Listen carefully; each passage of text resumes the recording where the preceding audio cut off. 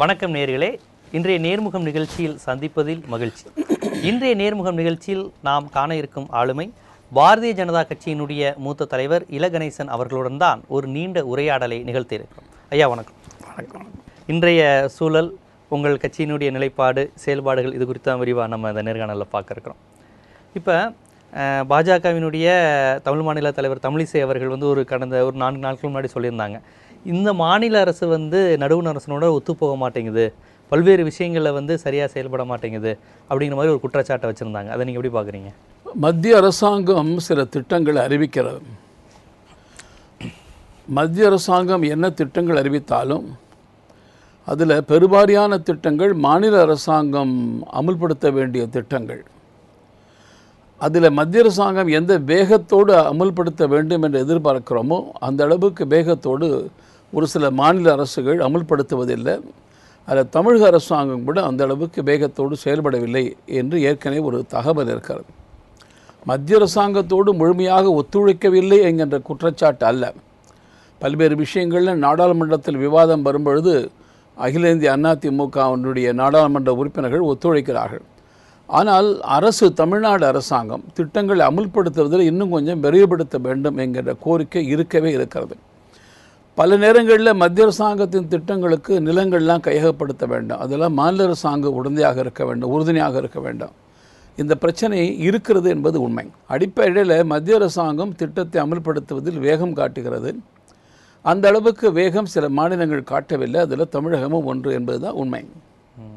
இப்போ ராஜா அவர்கள் சமீபத்தில் திமுக உட்பட, இடதுசாரிகள் உட்பட அனைத்தும் தேச விரோத கட்சிகள் அனைத்தையும் தடை செய்ய வேண்டும் அப்படிங்கிற மாதிரியான ஒரு கோணத்தில் அவர் பேசியிருக்கிறார்.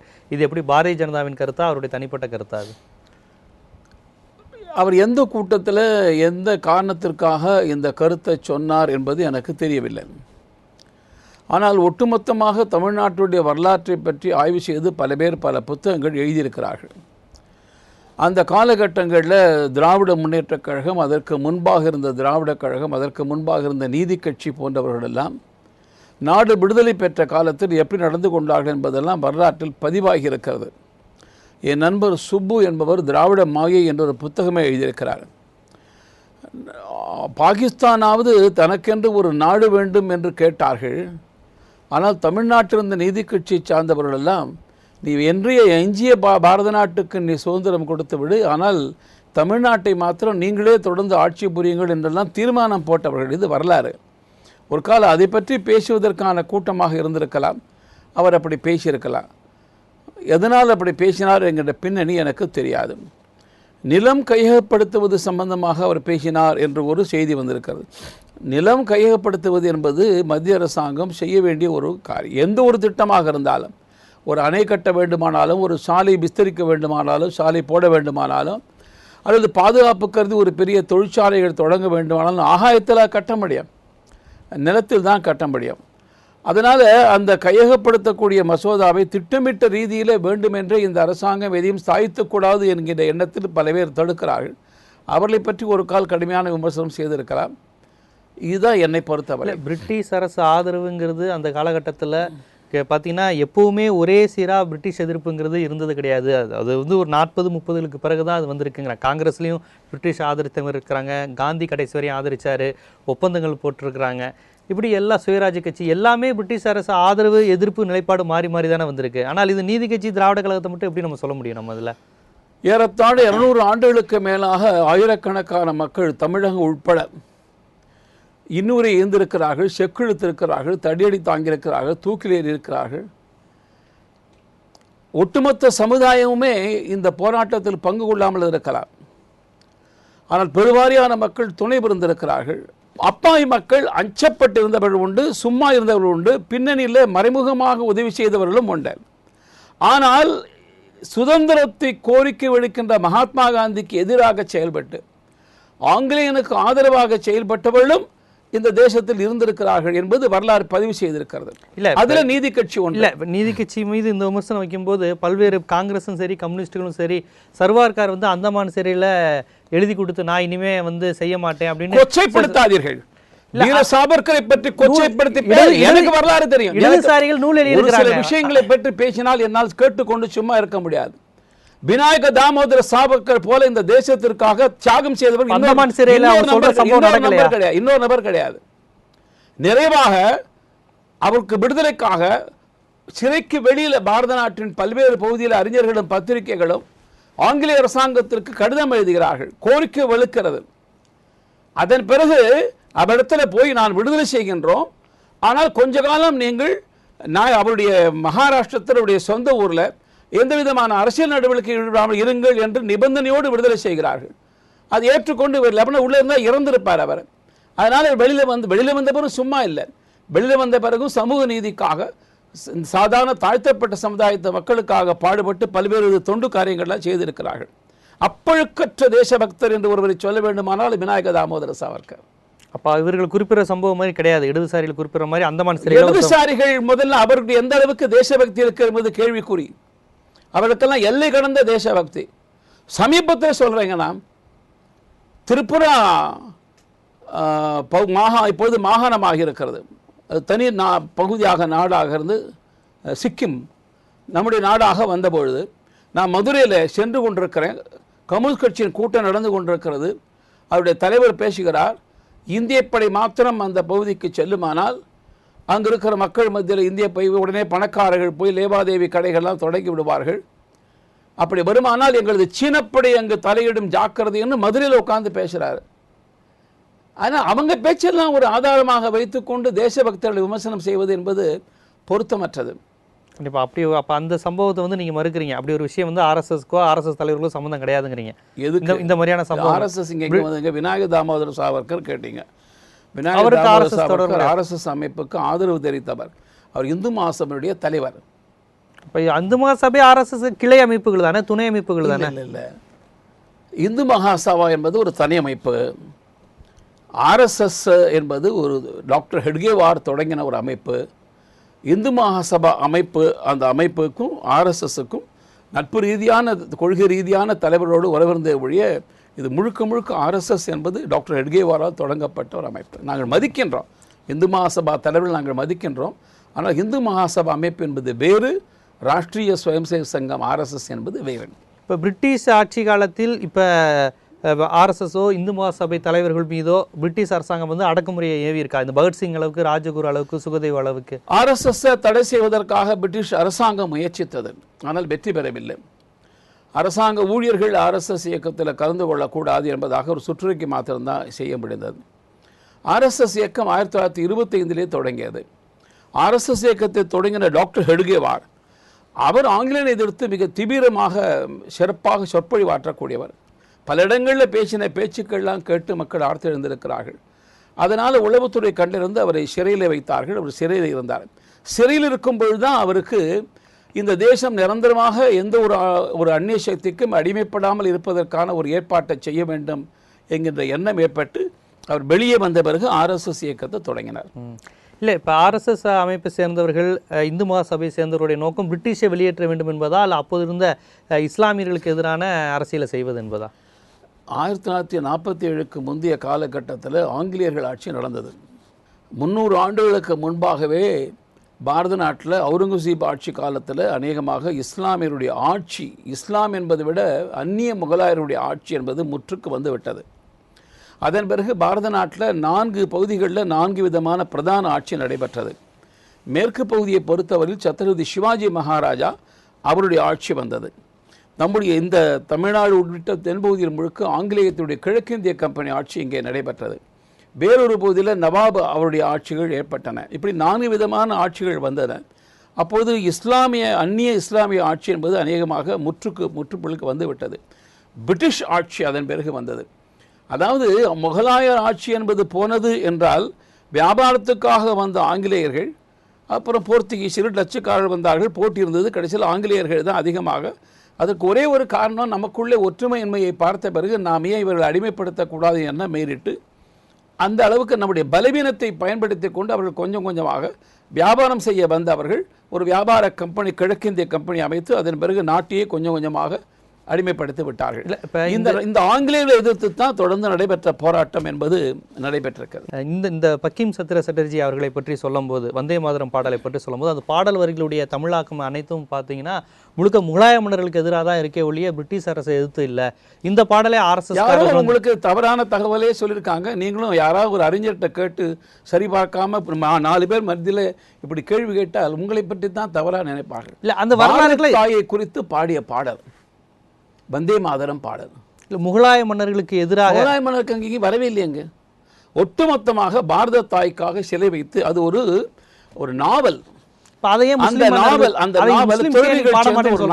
துறவிகள் சேர்ந்து ஒரு அமைப்பு, அந்த அமைப்பு பாரத தாயின் சிலையை வைத்திருக்கிறார்கள். அந்த பாரத தாய்க்கு முன்பாக ஒரு பிரார்த்தனை செய்வார்கள். அதில் பாடும் பொழுது இயற்கை வளத்தை எல்லாம் முதல்ல குறிப்பிடுவார்கள்.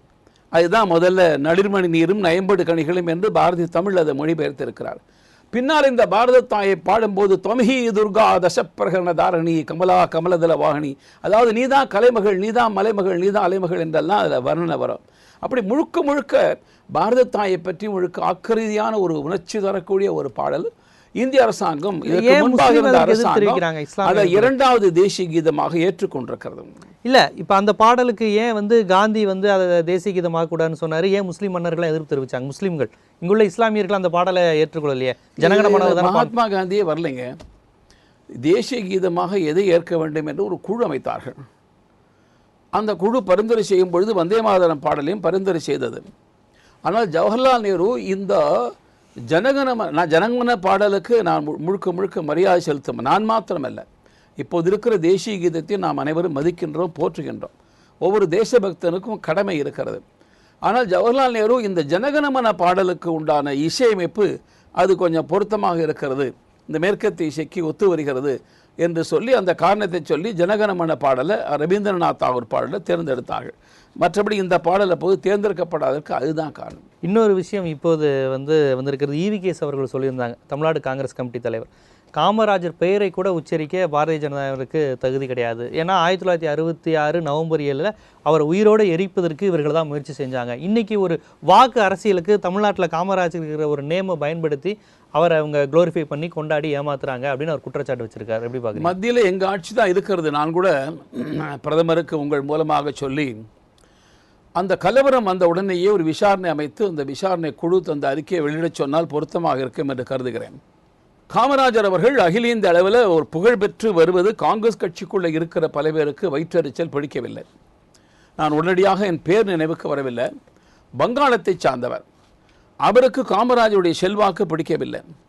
அதனால் லட்சக்கணக்கான மக்கள் அங்கு பசுவதை தடைக்காக கூடியிருந்தார்கள். இவர் பசுவதை தடை கொண்டு வரக்கூடாதுன்னா காமராஜர் சப்ஜெக்ட் வேற. இப்போ காமராஜர் எடுத்து சொல்லிட்டு அப்புறம் பசு தடை போகலாம். லட்சக்கணக்கான மக்கள் கூடியிருந்தார்கள், துறைவீரர்கள் எல்லாம் வந்திருந்தார்கள். ஏதோ இந்த கும்பமேளாவுக்கு போகிற மாதிரி பசுவை காப்பாற்றுவதற்காக வந்து விட்டார்கள். ஆங்காங்க எல்லாம் வந்துட்டாங்க. அதில் காமராஜர் இல்லத்துக்கு, அப்போ நல்ல வேளை அப்பொழுது காமராஜர் அந்த வீட்டுக்குள்ளே இல்லை. அந்த இல்லத்துக்குள்ளே நுழைந்தவர்கள் பின்னால் கையும் கழுவுமாக பிடிக்கப்பட்டார்கள். பிடிக்கப்பட்ட போது அதில் ஒருத்தனை பிடிச்சா தாடி கையோடு வருது, தலைமுடி கையோடு வருது. அந்த கைதானால பிடிப்பட்டால் ஒரு ஆள், ஒரு போலீஸ்காரர், அந்த பகுதியை சார்ந்த போலீஸ்காரர்கள் இது போன்ற சம்பவம் வரும்போது விடுமுறை எடுக்கக்கூடாது. ஆனால் இன்றைக்கி அவன் விடுமுறை எடுத்திருக்கான், இங்கே லீவ் எடுத்திருக்கார் அவர்.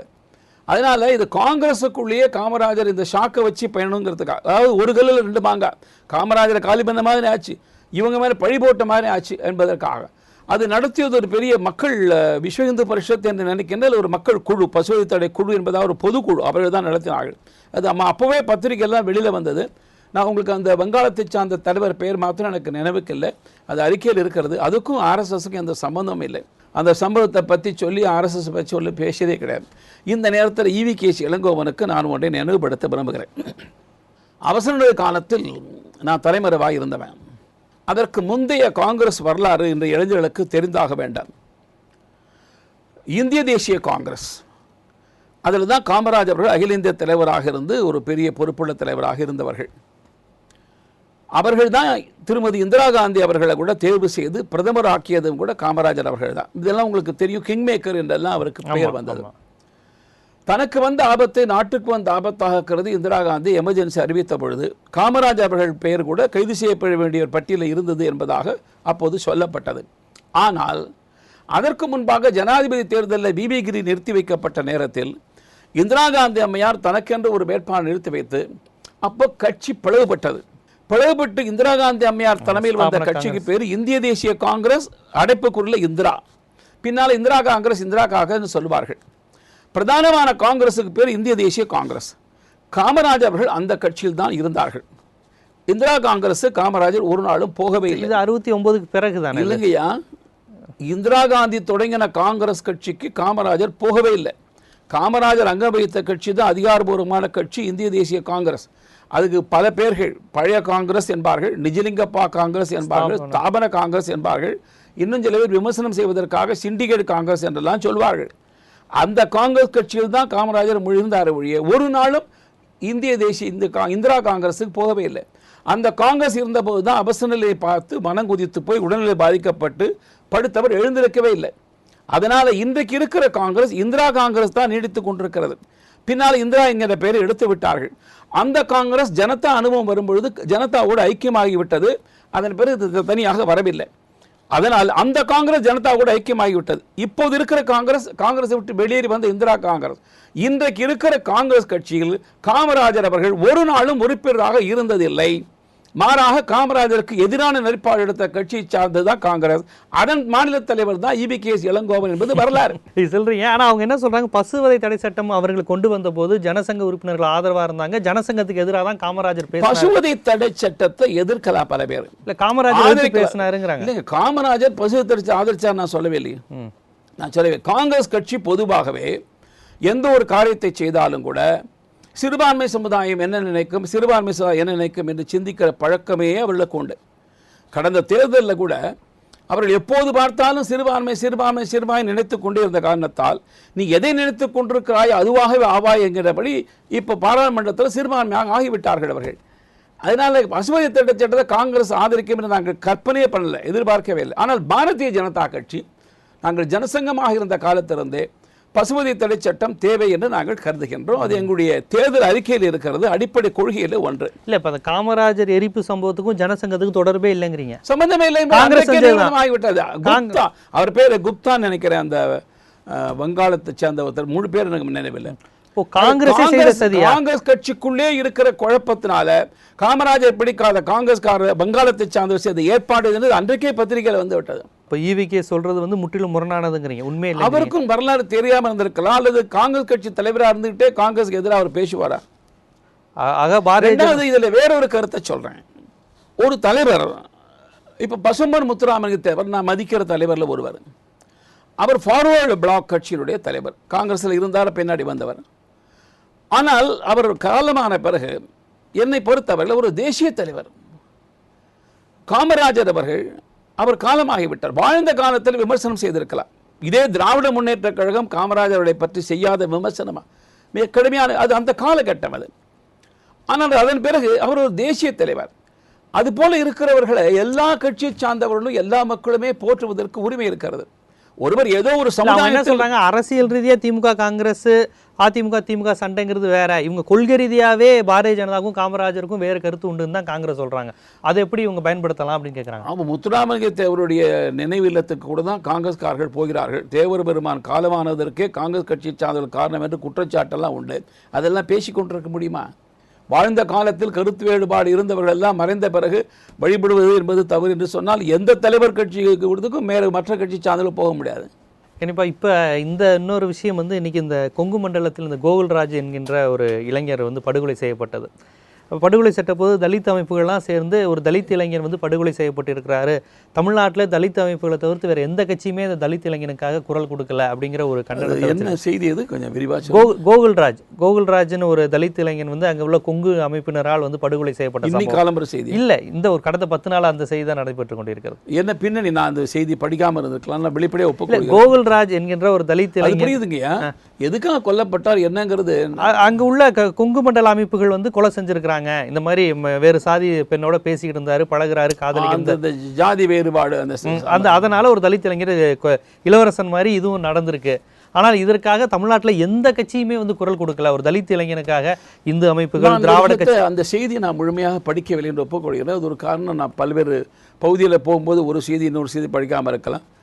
நான் ஒரு நாள் தூத்துக்குடியில் இருந்தேன், ஒரு நாள் தேனியில் இருந்தேன், முந்தா நாள் அது ஒரு வாரமா பரபரப்பாக போயிட்டு இருக்கு. விடுதலை சிறுத்தைகள் இந்த விஷயம் தெரியாது. ஆனால் ஒன்று, காதல் என்பது ஒரு ஆணுக்கும் பெண்ணுக்கும் வருவது. இளம் வயதிலே வரக்கூடிய பல கவர்ச்சிகளை எல்லாம் காதல் என்று சொல்ல இயலாது என்று சொல்கிறார்கள். ஏதோ ஒரு உணர்ச்சி வயப்பட்ட நிலையில் அந்த வயதுக்கு ஏற்ற வகையில் சில பேர் ஒரு கால் பேசி பழகி அவசரப்பட்டு கூட செய்திருக்கலாம். ஆனால் காதல் என்று வரும்பொழுது ஆணுக்கும் பெண்ணுக்கும் வருகிற காதல் என்பது சிறு நேரத்தில் தீவிரமாய் முற்றுகிறது. அதில் அவர் எந்த மதம், எந்த ஜாதி என்பதெல்லாம் தெரிவதில்லை. ஆனால் பொதுவாகவே இது போன்ற காதல் திருமணங்கள் முனைந்து வரும் பொழுது ஆண்களோ பெண்களோ சமுதாயத்தினுடைய அங்கீகாரம், சமுதாயம் என்று சொல்வது குறைந்தபட்சம் தன் குடும்பத்தின் அதிகாரம். என்னையா இருந்தாலும் ஒரு தகப்பனோ ஒரு தாயோ தான் பார்த்து வளர்த்த ஒரு பெண், அவளுக்கு எந்த கலரில் ரிப்பன் வேணுங்கிறது முதற்கொண்டு தான் தான் வாங்கி கொடுப்பேன்னு வளர்த்து விட்ட பெண் தன்னுடைய கணவனை தேர்ந்தெடுக்கும் போது மாத்திரம் தன்னிச்சையாக தேர்வு செய்கிறார் என்ற வருத்தம் பொதுவாகவே எல்லா தந்தைக்கும் தாய்க்கும் இருக்கும். அதனால் எந்த ஒரு பெற்றோருமே உடனடியாக காதல் திருமணத்திற்கு ஆதரவு தருவதில்லை, ஒரு எதிர்ப்பு இருக்கிறது. ஆனால் இதன் காரணமாக இரு சமுதாயத்துக்குள்ளே மோதல் வரக்கூடிய அளவுக்கு போவது என்பது சரியானதல்ல. இது தீவிரமான ஒரு விவரம் தெரியாமல் நான் இது குறித்து எந்த கருத்தையும் சொல்ல விரும்பவில்லை. இல்லை, இப்போ சில அமைப்புகள், கொங்கு மண்டலத்தில் உள்ள சில அமைப்புகள் வந்து எல்லா அமைப்புகளும் சேர்ந்து கொண்டு விட்டார்கள் என்பதெல்லாம் எனக்கு பொருத்தமாக தெரியல. ஒரு எதுக்காக ஒரு கூட்டம் போட்டு ஒரு மனுஷனை கொள்றதுக்குலாம் அமைப்புகளை உண்டா சேரும்னு நினைக்கிறேன். அப்படிதான் விடுதலை சிறுத்தைகள்லாம் குற்றம் சாட்டுறாங்க. விடுதலை சிறுத்தைகள் செய்கிற குற்றச்சாட்டை மாத்திரம் ஆதாரமாக வைத்து கொண்டு போய் விடுதலை சிறுத்தைகள் அந்த சமுதாயத்துக்கு ஆதரவாக பேசியிருக்கிறார்கள். ஒரு கொலை என்பது தவறு, யார் கொண்டிருந்தாலும் தவறு, அதை நான் ஆதரிக்கவில்லை. அதனால் ஒருவர் இறந்துபட்ட பிறகு எப்படி இந்த தலைவர்களை ஜாதி வட்டத்துக்குள்ளே கொண்டு முயற்சிக்கிற மாதிரி ஒரு கொலைன்னு வந்த உடனே அவர் எந்த ஜாதின்னு அந்த வட்டத்துக்குள்ளே கொண்டு வருவதற்கான முயற்சி என்ன, பின்னணி, எதனால் கைதாகிறார், எதனால் விஷயம் நடக்கிறது என்கின்ற விஷயத்துக்கு போக வேண்டாம். நான் உங்கள் சொன்ன பிரச்சனைக்கான விளக்கம் அல்ல, பொதுவான ஒரு கருத்தை சொல்கின்றேன். ஒரு தனி மனிதர், அது ஆணோ பெண்ணோ, அவரை காவல்துறையோ அல்லது மற்ற விஷயங்களோ தண்டிக்குமானால், கைது செய்யுமானால், உடனடியாக அவன் என்னுடைய மதத்தை சார்ந்தவன், என் ஜாதியை சார்ந்தவன் என்று அவனுக்கு ஆதரவாக போகிற போக்கு சரியல்ல. அவன் என்ன பின்னணி என்பதையெல்லாம் பார்க்க வேண்டாம். அதனால் அப்படிலாம் பார்த்தால் காவல்துறை நிஜமாகவே குற்றவாளியாக இருக்கிற ஒருவனை எல்லாருமே ஏதோ ஒரு ஜாதியில் கொஞ்சம் அவன் அந்த குறிப்பிட்ட சமுதாயத்தை சார்ந்த என்பதற்காக செய்யவில்லை. ஒரு சில காரணத்தில் சமுதாயத்துக்காக பாடுபட்டான், அதனால் எதிர்ப்பு என்று வரும்பொழுதுதான் சமுதாயம் வர வேண்டாம். அதனால் ஒற்றுமை நல்லது. ஆனால் ஆம்பூர் போன்ற சம்பவங்கள் பார்க்கும்போது ஒற்றுமையே கெடுதலோ என்கிற எண்ணத்தை உண்டாக்க இல்லை. இப்போ இவங்க வைக்கிற குற்றச்சாட்டு, இப்போ தலித் இளைஞர்கள் தொடர்ந்து கொலை செய்யப்படுறாங்க, காதலிக்கிறாங்க, இடைநிலை சமூகத்தை சேர்ந்த பெண்ணை காதலிக்கிறாங்கிறப்ப கொலை செய்யப்படுறாங்க, கௌரவ கொலைங்கிற பேரில் பெற்றவங்களே பெண்களை கொலை செய்கிறாங்க, இதெல்லாம் அதிகம் நடைபெற்று கொண்டு இருக்கிறது. ஆனால் அந்த சமூகம் ஒரு கள்ள மௌனம் காக்குது, அரசியல்வாதிகளும் கௌரவ கொலைகள் குறித்து எதுவுமே பேசுறது கிடையாது அப்படிங்கிறது தலித் அமைப்புகளோட குற்றச்சாட்டாக இருக்குது. எப்படி பார்க்குறீங்க நீங்கள்? ஒட்டுமொத்தமாக தர்மபுரி பகுதியில் நடைபெற்ற பல்வேறு சம்பவங்களுக்கெல்லாம் பின்னணி என்ன என்பதை ஆய்வு செய்த பொழுது பலவிதமான செய்திகள் வருகின்றன. அவர்கள் அனைத்தையுமே கற்பனை என்று நிராகரிக்க இயலாது, அதில் உண்மைகளும் இருக்கின்றன. அதனால் இது குறித்து சமுதாய பெரியவர்கள் அமைதியாக அமர்ந்து ஆய்வு செய்து இந்த பிரச்சனைக்கு தீர்வு காண வேண்டும். ரெண்டு சமூகத்தை சேர்ந்த குற்றச்சாட்டு மாத்திரம் பொதுவாக ஏதோ ஒரு குறிப்பிட்ட சமுதாயத்தின் மீது தாக்கிவிட்டு தப்பக்கூடாது. இரண்டு சமுதாயத்தை சார்ந்தவர்களும் கூட தலைவர்கள் என்ன காரணத்திற்காக வருகிறது என்பது ஆய்வு செய்து அது நிகழாமல் தடுப்பதற்கான முயற்சியை மேற்கொள்ள வேண்டாம். இல்லை, இப்போ சில அமைப்புகள் உருவாகிறாங்க, இதற்கனே உருவாகிறாங்க, இருக்கிறார்கள். ஆமா, அதாவது ஒரு சில அவங்க வெளிப்படையா சொல்றாங்க, எங்க சாதி பெண்களை தூக்கக்கூடாது, எங்க சாதி பெண்கள் எங்க சாதி பையன்ல தான் திருமணம் செய்யணும், குறிப்பா தாழ்த்தப்பட்டவர்களா வந்தா நாங்க கொலை செய்வோம். அவர் எந்த ஜாதியாக இருந்தாலும் இருக்கட்டும், நீங்க இளம் வயதா இருக்கிறதுனால உங்களை பத்தி நான் சொல்ல முடியல. ஒரு திருமண வயதுக்கு இருக்கிற பெண்ணை பெற்ற ஒரு தந்தையாக நினைத்து பார்த்தால் அந்த சம்பவத்தினுடைய உண்மையான ஆழம் புரியும். எந்தெந்த வீடுகளில் திருமண வயதுக்குண்டான பெண்ணை பெற்ற தகப்பனார் இருக்கிறார்களோ அந்த தகப்பனார் அத்தனை பேரும் இது போன்ற செயல்கள் கூடாது என்றுதான் நினைக்கிறார்கள்.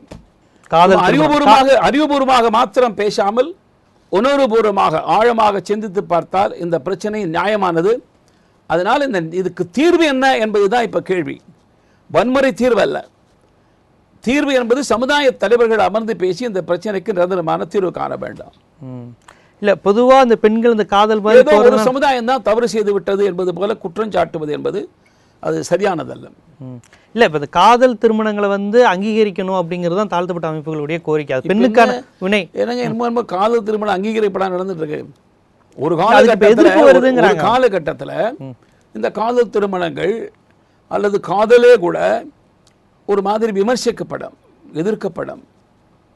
ஆனால் இப்போது சாதாரணமாக காதல் திருமணங்கள் என்பது எல்லா மட்டத்திலையும் கூட அநேகமாக ஏற்றுக்கொள்ளப்பட்டிருக்கின்றன. ஆனால் அந்த காதல் அல்லது திருமணம் என்பது இப்போது எந்த அளவுக்கு பெற்றோர்கள் வந்து விட்டார்கள் என்றால், ஓரளவுக்கு நடுத்தர படித்த ஒரு அந்த மிடில் கிளாஸ் செக்ஷன் சொல்கிறேன், அதுவும் அதுக்கு மேற்பட்டவர்கள் என்ன நினைக்கிறார்கள், அவன் இவளை காப்பாற்றுவானா, இவனுடைய கல்வி தகுதி அவனுடைய கல்வி தகுதி, சமூக அந்தஸ்து அவனுடைய சமூக அந்தஸ்து, இதுதான் பொதுவாக பார்த்து விட்டு ஆரம்பத்தில் கொஞ்சம் எதிர்ப்பார்கள் வேண்டாமேன்னு. இல்லை நிறைவாக அப்படிக்கிறார் என்று சொன்னால் பெற்றோருடைய சம்மதித்து அந்த திருமணத்தை நடத்தி விடுகிறார்கள். காதல் திருமணத்தை எதிர்க்க நிலைமை மாறி காதல் திருமணங்கள் பெற்றோர்கள் சம்மதத்தோடு அது திருமணம் நடந்தாக வேண்டும் என்கின்ற முறை இருக்கு. அது இந்த ரெண்டுக்கும் நடுப்புற இருக்கிற ஒரு சிந்தசிஸ், அதுக்கும் இதுக்கும் எதிர்மறையா இல்லாம அந்த மாதிரி ஒரு தீர்வு அதுதான் இப்போதைக்கு நல்லது என்று நான் கருதுகின்றேன். கண்டிப்பா. அவங்க என்ன சொல்றாங்க, பெற்றோர்களே இப்ப கொலை செய்யறாங்களே, கவர்மெண்ட் என்ன பண்ணுதுன்னு கேக்குறாங்க. அவங்க பெற்றோர்கள் விதிவிலக்காக நடந்த ஒன்றை வைத்துக் கொண்டு ஊதி பெரிதாக்கி இந்த மாதிரி ஊடகத்துல நேரத்தை வீணாக்காதீங்க, சமுதாயத்தை கேவலப்படுத்தாதீங்க. சமுதாயமா அப்படி இருக்கு ஒட்டுமொத்தமா. எங்கோ ஒரு மூலையில யாரோ ஒருத்தன் கருக்குத்தனமா பண்ணாங்கிறத வச்சு அதுதான் ஒட்டுமொத்த சமுதாயத்தின் தன்மையை முத்திரை குத்து நினைப்பது சமுதாயத்தை அவமதிப்பதற்கு சமம். ஊடகங்கள் இதை செய்யக்கூடாது, ஊடகங்கள் இதை செய்யக்கூடாது. அதைத்தான் ஊடகங்கள் செய்து வருகின்றன, அது தவறு. இல்ல இதற்கு தனி ஊடகங்கள் இதை எங்கோ சமுதாயத்தின் ஒரு முறையில் வக்கரங்களாக இருக்கிற சம்பவங்களை அதுதான் பொதுவானதாக நினைத்து பூதி பெரிதாக்கி வெளிப்படுத்தி அதுக்குன்னு சில அமைப்புகள், அதுக்கு சில ஊடகங்கள், நம்ம ஊடகங்கள் அப்படி ஆகக்கூடாது. இப்போ நீங்களே ஆம்பூர் விவகாரத்தை சொன்னீங்க. ஆம்பூர் விவகாரத்தில் இப்போ நீங்கள் கவனித்து பார்த்தீங்கன்னா இது வந்து ஏதோ ஒரு இம்மாரல் ரிலேஷன்ஷிப் நடந்திருக்கு. இந்த பிரச்சனையில வந்து ஒரு முஸ்லீம் தலித் பிரச்சனை மாதிரி இந்து மக்கள் கட்சியெல்லாம் கொண்டு போய் அறிக்கை விடுறதும் இதை வந்து உடனே இந்துக்களை குற்றச்சாட்டுறீங்க. நீங்க இந்து மக்கள் கட்சி சொன்னாங்க என்ன தெரியுமா உங்களுக்கு? கேள்விக்கு பதில் சொல்லுங்க. என்ன நடந்தது? மறுபடியும் இதே தான் சொல்றேன். ஆரம்பத்தில் இதுக்கு நான் பதில் பொதுவாக சொல்லிவிட்டேன். நான் ஒரு சமுதாயத்தை சார்ந்தவன் அவனை காவல்துறை கைது செய்யுமானால் அது நியாயமா இல்லையா, அவன் இறந்து விட்டான் என்பதனால அந்த சமுதாயத்தை சார்ந்தவனுக்கு உறவினருக்கு நியாயம் கேட்பதற்கு உரிமை இருக்கிறது. காவல்துறைக்கும் போயிருக்கிறார்கள். கொஞ்சம் உணர்ச்சி வயப்பட்டு சில பேர் மம்ல இறங்கி இருக்கலாம். ஆனால் தன் சமுதாயத்தை சார்ந்த ஒருவன் அவன் கொல்லப்பட்டதற்காக திட்டமிட்ட ரீதியில் ஏனைய மதத்தை சார்ந்த கடைகள் எல்லாம் அடைக்கப்படு, இந்து கடைகள் மாத்திரம் திறந்திருந்த இந்து கடைகளாகவே குறிவைத்து தாக்கப்படுகிறது என்றால் இது ஏதோ இயற்கையாக உணர்ச்சி வசப்பட்டு நடந்த கலவரம் இல்லது, திட்டமிட்டு நடந்த கலவரம் இல்ல. கொலை ஒரு சமுதாயத்தை சார்ந்தவன் தன் சமுதாயத்தை சார்ந்த ஒருத்தவனுக்காக நியாயம் கேட்பது நியாயம். எந்த வகையில இது மற்ற மதத்தை சார்ந்த அப்பாவிகள் அதுக்கு எல்லாருமே கண்டனம் தெரிவிச்சிருக்காங்க. வன்முறை யாருமே அதுதான் நான் கண்டனம் தெரிவிக்கிறேன். நான் சொல்றேன் யாரா இருந்தாலும் சரி எந்த மத கலவரத்தை யாரும் ஆதரிக்கல. அவங்க என்ன சொல்றாங்க, இந்த பிரச்சனையே வந்து போலீஸோட அத்துமீறல் விசாரணை சட்டப்படி நடந்திருந்தா காவல்துறை தப்பு, காவல்துறை அத்துமீறல். ஜனநாயக நாட்டில் காவல்துறை அத்துமீறலை பற்றி கண்டிப்பதற்கு எத்தனையோ வழிமுறை இருக்கிறது. ஜனநாயகத்தை கடைபிடிக்க இயலாது உணர்ச்சி வசப்பட்டு விட்டாள் என்று சொன்னால் கூட அது எப்படி திட்டமிட்ட ரீதியில் ஒரு குறிப்பிட்ட சமுதாயத்தை சார்ந்த கடைகள் மாத்திரம் தாக்கப்படுவார்கள்? யார் பொறுப்பு அந்த கடைகள் ஏற்பட்ட நஷ்டீட்டுக்கு? ஏன்னா அவங்கெல்லாம் என்ன இந்த கொலைக்கு நியாயமா படுத்தினாங்க இந்து வியாபாரிகள்லாம். அவனையும் சேர்த்து வாயா எங்களுக்கு நியாயம் கேட்கறது நீனுமான இந்து வியாபாரம் சேர்ந்து வந்திருப்பான், கூட வந்திருப்பான் இல்லையா நியாயம் கேட்கறதுக்கு. அதனால இதை பயன்படுத்தி தன்னுடைய சமூக ரீதியான உணர்வை காட்டுறது என்பதற்கு இதுதான் வக்கரம்ங்கிறது. அது யாரும் ஆதரிக்கூடாது. இல்லை இப்போ பாரதிய ஜனதா வந்து இப்போ வந்து கொலை செய்யப்பட்ட அந்த விசாரணை அதிகாரி மீது நடவடிக்கை எடுன்னு கோரிக்கை வைக்கணும்ல, அது விசாரணை தானே. பாரதிய ஜனதா கட்சி நேரில் ஆய்வு போயிருக்கிறோம், விசாரணை நடத்திருக்கிறோம், போராட்டம் நடத்திருக்கிறோம். காவல்துறைக்கு எதிராக நீங்க பேசுனீங்களா, மக்களுக்கு அந்த அமைப்புகளுக்கு எதிராக பேசுனீங்களா? காவல்துறையை செய்திருக்கிறோம். அப்பாவி இந்துக்கள் மீது தாக்குதல் நடத்தினதுக்கு பாருங்க, அதையும் கண்டிச்சிருக்கிறோம். அதுக்கு நஷ்டம் இதோட பதில் வினை தானே அது. மூணையும் கேட்டிருக்கோம் நாங்க. அது நடக்காம இருந்தா இவ்வளவு பெரிய சூழல் நடக்காம இருந்த பிரச்சனை வந்திருக்காதுல்ல. நடக்காம இருந்தாங்க கேள்விதான். நடக்காம இருந்த பிரச்சனை பிரச்சனை. என் கேள்வி, ஒருவன் எந்த சமுதாயம் இருந்தாலும் சரி, இது இந்துக்களுக்கும் பொருந்தும், எந்த சமுதாயம் இருந்தாலும் சரி, அதுல மற்ற மதத்தை சார்ந்த கடைக்காரர்கள் என்ன பாவம் பண்ணா அவனுக்கு என்ன சம்பந்தம்? அவனை குடி வச்சு தாக்குறதுக்கு என்ன அர்த்தம் இருக்கு? அப்ப ஏதோ உள்நோக்கம் இருக்குன்னு அர்த்தமா இருது. அதனால காவல்துறை நடவடிக்கை எடுக்கவில்லை, எடுக்க வேண்டும். அதை கண்டிப்பதற்கான கேட்பதற்கான உரிமை உங்களுக்கு இருக்கிறது. அதே நேரத்தில் இந்த மாதிரி அத்துமீறல் நடந்ததுன்னா அது தப்புன்னு கண்டிக்கிற உரிமை எனக்கும் இருக்கு. என்ன தெரியுமா உங்களுக்கு, பாரதிய ஜனதா கட்சியை பார்த்து இந்து கட்சின்னு சொல்கிறாங்க. ஆனால் நாங்கள் அப்படி இல்லை. எங்களை பொறுத்தவரை நாங்கள் எல்லா மதத்தை சார்ந்தவங்களும் சமமாக தான் பாய்க்கிறோம். காரணம் எங்களுக்கு இவங்க எல்லாமே பாரத தாயின் குழந்தைகள். அதனால் எந்த வேறுபாடு இல்லை. அரசியல் அரசாங்கம் வந்த பிறகு அந்நியர்கள் இல்லை, நம்ம நாட்டை சார்ந்தவர்கள். அதனால் ஆனாலும் அதனால் இந்து கட்சின்னு குற்றம் சாட்டுகிறான்னு நானும் கூட ரொம்ப யோசித்து பார்த்தேன். காரணம் சொல்லட்டுமா? இப்போ இதே ஊர் இந்த உங்கள் ஆம்பூர் சமாச்சாரமே எடுத்து பாருங்கள். எல்லா அரசியல் கட்சி தலைவருடைய அறிக்கை எடுத்து பாருங்கள். அவ்வளோ பேரும் எங்கேயாவது இஸ்லாமிய சமுதாயத்துக்கு ஒரு பாதிப்புன்னா எல்லா கட்சியும் கண்டிக்கும். பாரதிய ஜனதா கட்சியும் அவரை கொல்லப்பட்டதை கண்டிச்சிருக்கு. கிறிஸ்துவ சமுதாயத்துக்கு ஒரு பிரச்சனைன்னு வருமானால் எல்லா கட்சியும் அறிக்கை கொடுக்கும், பிஜேபியும் அறிக்கை கொடுக்கும். ஆனால் இந்து சமுதாயத்துக்கு ஒரு பிரச்சனை என்ன, ஒரு அரசியல் கட்சியும் அறிக்கை விடாது. பாரதிய ஜனதா கட்சி மாத்திரம் தான். பெரும்பான்மைக்கு தெரியுமா?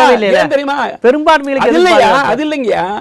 பாரதிய மற்ற இந்து சமுதாயத்துக்கு பாதிப்புன்னு யாரும் பேச மாட்டாங்க. மதசார்பற்ற தீட்டு பெற்றுமா? நாங்க ஒருத்தர் உண்மையான மதசார்பற்ற கட்சி என்கிற முறையில் இஸ்லாமியர் பாதிக்கப்பட்டாலும் கிறிஸ்துவ பாதிக்கப்பட்டாலும் முழுக்க அனுமதி கொடுங்க. 3 பேர் பாதிக்கப்பட்டாலும் சமமா நாங்க குரல் கொடுக்கிறோம். உண்மையான மதசார்பற்ற தன்மையை கடைபிடிக்கிறதுனால எங்களுக்கு இந்து கட்சி. அதாவது நீங்க சொல்றீங்க இப்ப உங்களை அந்த தன்மையில இருந்து பேசுறவங்க எல்லாருமே இந்துக்கள் தானே. விடுதலை சிறுத்தைகள் இந்துக்கள் தான் இருக்கிறாங்க, திமுகல இந்துக்கள் தான் இருக்கிறாங்க, அதிமுகல இந்துக்கள் தான் இருக்கிறாங்க. இப்ப நீங்க சொல்றபடி இந்துக்களுக்கு பாதிப்புனா இந்த கட்சிகள்லாம் இப்ப கொதிச்சிருக்கணுமே. கொதிக்கலையே. மதசார்பற்ற கட்சிகள், நாங்க இந்து கட்சி. இது எப்படி இருக்கு பாருங்க. இது நியாயம் ஜனங்கள் புரிஞ்சுப்பாங்க எது நியாயம். இல்லை இப்போ எச் ராஜா அவர்கள் இப்போ நீங்கள் அந்த மதச்சார்பற்ற அந்த தன்மை சொன்னதுனால இந்த கேள்வி நினைவுக்கு வருது. சமீபத்தில் வந்து இந்த இஸ்லாமியர்களுடைய அந்த பர்தா போடுறாங்க, அது மூலமாக பேப்பர் பிட்டு எல்லாம் பெண்கள் அடிக்கிறாங்க அப்படின்னு சொல்லியிருக்கிறாங்க. இப்போ இது வந்து ஒரு மத சின்னம். சமீபத்தில் பூனல் அறுத்த ஒரு சம்பவம் நடந்தப்போ கூட இந்துக்களின் மத உணர்வு பாதிக்கப்பட்டது, இப்பெல்லாம் செய்யலாமா, திராவிட கழகத்தை தடை செய்யணும்லாம் அவர் சொன்னார். இப்போ அவங்க இஸ்லாமியர்கள் பர்தா போடுறது அவங்களுடைய மத உரிமையாக இருக்குது, பல்வேறு விஷயங்களாக இருக்குது. அதை நீங்கள் பெண்ணடிமைத்தனம் அந்த மாதிரி விஷயங்களை கூட பேசலாம். ஆனால் பர்தா போட்டு இப்போ அந்த பொண்ணுங்கள்லாம் ஃபுல்லாக இம்மாரல் ஆக்டிவிட்டிஸில் ஈடுபடுறாங்க, பிட்டடிக்கு பயன்படுத்திக்குவாங்க, இந்த மாதிரிலாம் சொல்லியிருக்காங்கிறது திட்டமிட்டு ஒரு மதத்தை வந்து ஒரு அவமானப்படுத்துகிற மாதிரி தானே. இந்த நீங்கள் சொல்கிற அந்த கமெண்ட் எல்லாம் ராஜா பேசலை. இல்லை, அவர் அப்படி தான் பேசியிருந்தார். அப்படி பேசுதா விவாதம். ராஜா என்ன பேசினா என்ன தெரியும். அதாவது ஃபர்தா அவங்க போட்டுக்கிறத பற்றி யாருக்கும் ஆட்சேபனை இல்லை. அவர்கள் எந்த உடை அணிய வேண்டும் என்பது நான் எங்களை பொறுத்தவரையில் அவரவர்கள் தங்களுடைய வழிபாட்டு முறை எதை வேணால் பின்பற்றட்டும். தேசத்துக்கு விசுவாசமாக இருக்க வேண்டும், இந்த நாட்டுடைய பாரம்பரியமான பண்பாட்டை பாதுகாக்க வேண்டும் என்பது தான் எங்களுடைய ஒரே அம்சம். மற்றதில் எதுலேயுமே வேறுபாடு கிடையாது. அந்த குறிப்பிட்ட விஷயத்தில் நான் விசாரித்தேன். ஒரு பள்ளிக்கூடத்தில் அந்த பள்ளிக்கூடத்து வளாகத்துக்குள்ளே வரும்பொழுது எல்லோரும் சமமாக ஒரே மாதிரி இருக்கணும். யூனிஃபார்ம் அதுக்காக தான் வச்சுருக்காங்க. அதனால் ஃபர்தா அணிந்து வந்தவர்கள் பள்ளிக்கூட வளாகத்துக்கு வந்தபோது அதை நீக்கிவிட்டு சாதாரணமாக தான் இருப்பாங்களாம். ஆனால் அதை மீறி நான் அந்த வந்ததுனால யாரோ ஒரு பெண் மீது நடவடிக்கை எடுத்ததுனால ஃபர்தா அணிந்து கொண்டே அவங்க வகுப்புக்கு போகிறதுக்கு உரிமை வேணும்னு கோரிக்கை வச்சதாகவும், பொதுவாக இந்த மாதிரி சில நடைமுறைகள் பல்வேறு கல்லூரிகளில் பள்ளிக்கூடங்களில் இருக்குது, அதை பின்பற்ற வேண்டும் அப்படிங்கிற மாதிரி தான் விஷயம். அதைத்தான் அவர் பேசியிருக்காரு. இது வந்து நீங்கள் சொல்கிற மாதிரி அவங்களுடைய தனிப்பட்ட உரிமைகள் எதிலையும் தலையிடுறதாக இல்லைன்னு நான் விசாரித்தேன். அவற்றை இதுதான் நடந்ததுன்னு சொன்னார் அவர். ஒரு சிறிய இடைவேளைக்கு பிறகு நமது நேர்முகம் தொடரும்.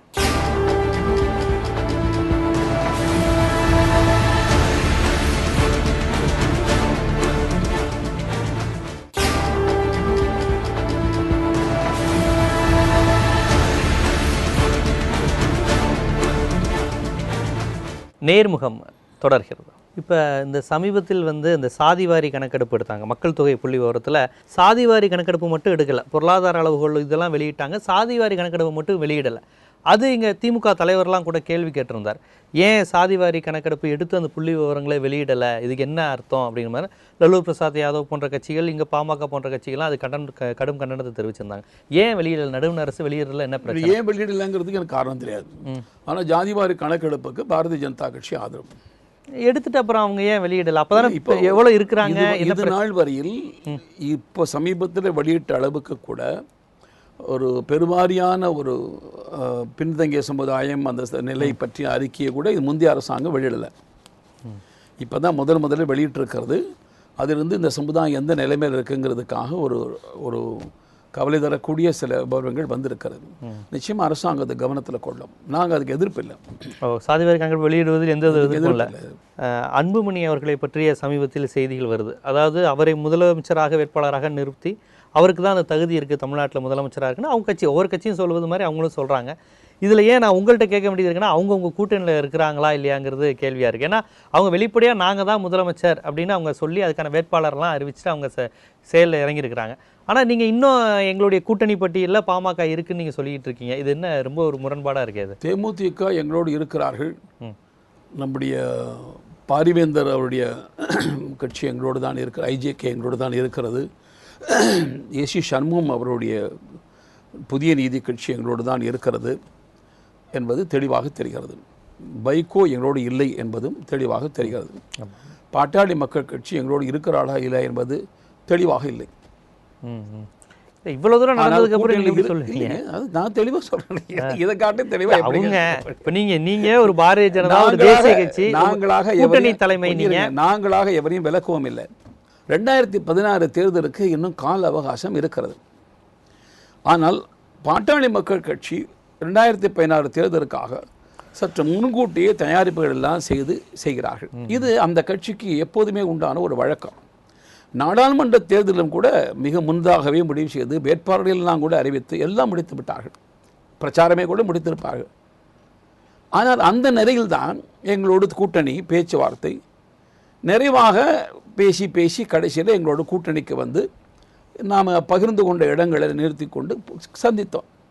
அதுபோல் இப்போ அந்த கட்சி முன்கூட்டியே தயாரிப்பது என்பது அந்த கட்சியினுடைய நடைமுறை. அதுக்கு ஒரு காரணம் என்னவென்றால், எங்களது அகில பாரத கட்சி, அகில இந்திய கட்சி. ஆனால் அந்த கட்சியை பொறுத்தவரையில் டாக்டர் ராமதாஸ் அவர்கள் தான் முடிவு செய்ய வேண்டிய எதுவாக இருந்தால் உடனடியாக முடிவு செய்கிறார்கள், திட்டமிடுகிறார்கள்.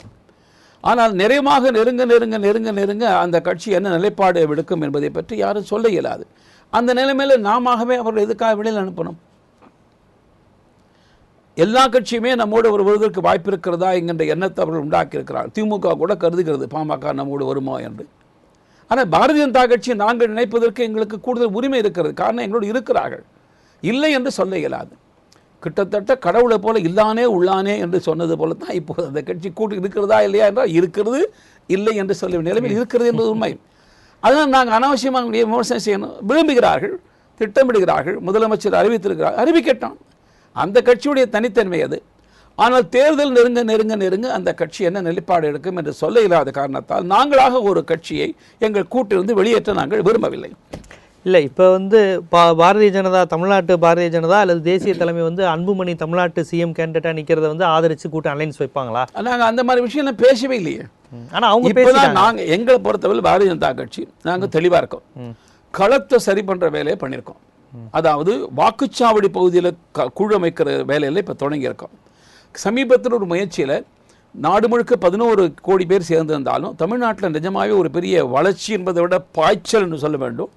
வெறும் 10 லட்சத்துக்கு குறைவான உறுப்பினர்கள் இருந்த நிலைமையில் இப்போ 40 லட்சத்தை தாண்டின நிலைமைக்கு உறுப்பினர்கள் வந்திருக்கிறார்கள். இந்த அழைப்பு என்று ஆங்கிலத்தில் மிஸ்டு கால் கொடுப்பதன் மூலமாக 40 லட்சம் இருக்கிறாங்களா? 40 லட்சத்துக்கு மேலேயே சேர்ந்திருக்கிறார்கள். இப்போ இந்த வாரத்திலிருந்து அவர்கள் அனைவரையும் வீடாக சென்று தொடர்பு கொள்ளக்கூடிய பணி அது இருக்கிறது. அது தொடர்பு பேரியக்கம் என்பதாக தொடங்கி இருக்கிறார்.